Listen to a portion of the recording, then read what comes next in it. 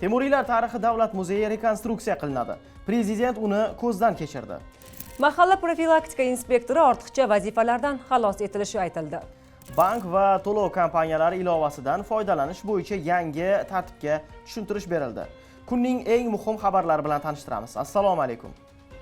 O'zbekistonda Amir Temur tavalludining 690 yilligi nishonlanmoqda. Sana munosabati bilan mamlakatda ma'naviy, ma'rifiy, ilmiy va madaniy tadbirlar o'tkazildi. Shavkat Mirziyoyev 9-aprel kuni Toshkent shahridagi Amir Temur xiyoboniga tashrif buyurib, mashhur davlat arbobi, sarkarda, ilm-fan, madaniyat va san'at homiysi haykali poyiga gulchambar qo'ydi. So'ngra rekonstruksiya qilingan Temuriylar tarixi davlat muzeyini ko'zdan kechirdi. Davlat rahbari yangilangan ekspozitsiya va boshqa sharoitlar bilan tanishar ekan, ajdodlar merosini o'rganish, asrab-avaylash va targ'ib etishning naqadar muhim ekaniga urg'u berdi. Shuningdek, muzeyning mehmonlar kitobida dastxat qoldirdi. Navbatdagi mavzu bilan tanishtiramiz. Prezident Shavkat Mirziyoyev 8-aprel kuni jamoat xavfsizligini ta'minlash tizimini yanada takomillashtirish yuzasidan takliflar taqdimoti bilan tanishdi. Davlat rahbari bugungi tahlikali zamonda mamlakatimizda jamoat xavfsizligini ishonchli ta'minlash eng ustuvor vazifalardan biri ekanini ta'kidladi.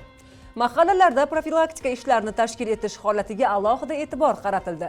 Ularni ortiqcha vazifalardan xalos etib, bevosita o'ziga yuklatilgan ishga, mahallada xavfsizlikni ta'minlash, huquqbuzarliklarning oldini olish va aholi muammolari bilan manzilli ishlashga to'liq yo'naltirilgan tizim yaratish zarurligi ta'kidlandi.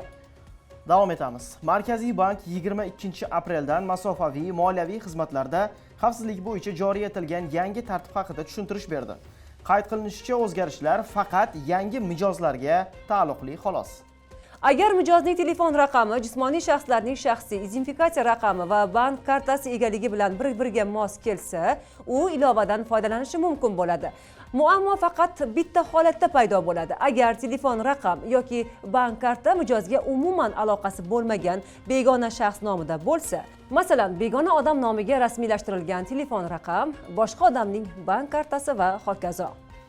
Davom etamiz. Toshkent viloyati Yangiyo'l shahrining Lazzat mahallasida tadbirkor 121 tup daraxtni noqonuniy qo'porib tashlagan. Oqibatda o'simlik dunyosiga 1 milliard 680 million so'mga yaqin zarar yetkazilgan. Ta'kidlanishicha, to'plangan hujjatlar Toshkent viloyati prokuraturasiga yuborilgan. Navbatdagi xabar bilan tanishtiramiz. Yanvar, fevral, mart oylarida Toshkent shahri avtobuslarida yo'l kira to'lamasdan harakatlangan 32 mingdan ortiq yo'lovchi javobgarlikka tortildi. Transport inspeksiyasiga ko'ra, qaysi yo'nalishdagi avtobuslarda reydlar kuchaytirilsa, shularda yo'l haqini to'lash darajasi oshishi kuzatilyapti. Ma'muriy javobgarlik to'g'risidagi kodeksning 144-moddasiga asosan jamoat transportida yo'l kira to'lamagan yo'lovchilar bazaviy hisoblash miqdorining 1/1 qismi hisobida jarimaga tortiladi. Bu sizga yetkazmoqchi bo'lgan xabarlarimizning eng so'nggisi edi. Bizni ijtimoiy tarmoqlardagi rasmiy sahifalarimiz orqali doimo kuzatib boring. Salomat bo'ling.